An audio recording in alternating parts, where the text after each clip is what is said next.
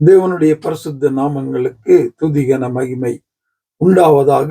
ரோமர் 2ஆம் அதிகாரத்துல எந்த ஒரு மனிதனுக்கும் மற்றவர்களை நியாயம் தீர்ப்பதற்கு தேவன் அதிகாரம் கொடுக்கவில்லை என்பதாக பார்த்து கொண்டு வருகிறோம்.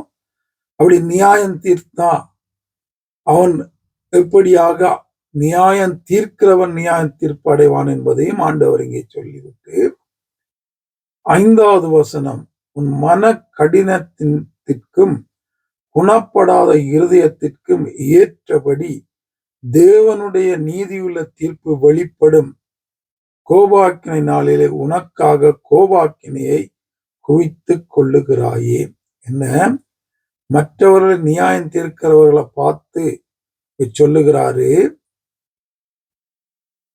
இப்படி பேசி போட்டு சொல்ற, நீ மற்றவர்களை நியாயம் தீர்க்காத, மற்றவனை தள்ளாத, புறக்கணிக்காத, ஒதுக்காத. ஏனென்றால் இயேசு யாரையும் தள்ளுகிறது கிடையாது, புறக்கணிக்கிறது கிடையாது. எந்த பாவியா இருந்தாலும் அவரிடத்துல வரும்போது அவர் தள்ளுகிறவர் அல்ல, அவர் நேசிக்கிறவர், அன்பு காட்டுகிறவர், ஏற்றுக்கொள்ளுகிறவர், மாற்றுகிறவர், ரட்சிக்கிறவர். அதான் இயேசு. அப்ப அப்படிப்பட்ட இயேசுடைய பிள்ளைகளுடைய வாழ்க்கையில அப்படிப்பட்ட காரியங்கள் இருக்க வேண்டும் என்று அவர் எதிர்பார்க்கிறாரு. அப்படி எதிர்பார்க்கிற தெய்வம், நீ எவ்வளவு ஆண்டவருடைய வசனத்தை கேட்டு கேட்டு கேட்டும் உணர்த்தப்பட்டும் நீ தொடர்ந்து அந்த நியாய தீர்ப்பு செய்கிறதான அப்படி ஒரு வாழ்க்கை நீ வாழ்ந்து கொண்டு குணப்படாத இருதயத்தோடும் மன கடினத்தோடும் நீ இருப்பாயாய் இருந்தால் உனக்காக நியாய தீர்ப்பு நாளில் தேவனுடைய கோபாக்கினை வைக்கப்பட்டு இருக்கிறது. அந்த கோபாக்கினை நீ அப்படி மற்றவர்களை நியாயம் தீர்க்கிறது மூலமாக உனக்கென்று தேவனுடைய கோபாக்கினையை உனக்கென்று நீ சேர்த்து கொள்ளுகிறாய், குவித்து கொள்ளுகிறாய் என்பதாக பவுல் சொல்றார். ஒருத்தரை நாங்க நியாயம் தீர்க்க ஒன்றை நல்லா ஞாபகம் வச்சுக்கொள்ளணும், கோபாக்கினையை குவித்துக் கொள்ளுகிறோம். இவன் ஊழியத்துக்கு தகுதி இல்லாதவன், கோபாக்கினையை குவித்துக் கொள்ளுகிறோம். இவன் சபைக்கு தகுதி இல்லாதவன், கோபாக்கினையை குவித்துக் கொள்ளுகிறோம். இவன் ஊழியம் செய்ய முடியாது, கோபாக்கினையை குவித்துக் கொள்ளுகிறோம். இவன் ஜெபிக்க முடியாது, அந்த ஜெபத்தை தேவன் கேட்க மாட்டார், கோபாக்கினையை குவித்துக் கொள்ளுகிறோம். இவன் பிரசங்கிக்க தேவனுடைய வார்த்தையை சொல்ல முடியாது, சொல்லுவதற்கு தகுதி இல்லாதவன், கோபாக்கினையை குவித்துக் கொள்ளுகிறோம். இதான் இங்க சொல்ல வரார். நியாயம் தீர்க்கிறது வேற. திருப்பவும் சொல்றேன், இந்த ரெண்டையும் பிழையா வழங்கி கொண்டு அநேகர் கலைக்கிற உண்டு.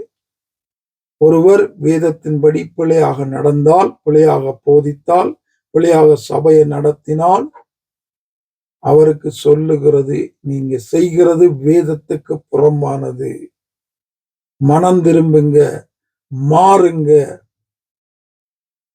இப்படி செய்வீங்களா இருந்தா தேவனுடைய தண்டனை உண்டு, தப்பித்துக் கொள்ளுங்க என்று சொல்லுகிறது நியாய தீர்ப்பு கிடையாது. ஒரு காரியத்தை, பிழையான காரியத்தை செய்தா அவன் ஒன்றுக்கும் தகுதி இல்லாதவன் என்று அவனை ஒதுக்கி அவனை எழும்ப விடாம பண்ணுகிறது தான் நியாயம் தீர்க்கிறார். ஏன்னா அவனை நியாயம் தீர்த்து நாங்க போட்டுட்டோம், இனி இவன் சரி வர மாட்டேன், ஒன்றுக்கும் உதவாதவன் நியாயம் தீர்த்தாச்சு. இதுதான் நியாயம் தீர்க்கிறது. நாங்கெல்லாம் தகுதி உள்ளவர்களா இருந்தா ஆண்டவர் எங்களை தெரிந்து கொண்டார். தேவன் அந்த பரிசுத்த தெய்வத்துக்கு முன்பதாக நிற்பதற்கு எந்த மனிதனுடைய வாழ்க்கை, எந்த மனிதனுக்கு தகுதி இருக்கிறது? ஒருவருக்கும் கிடையாது.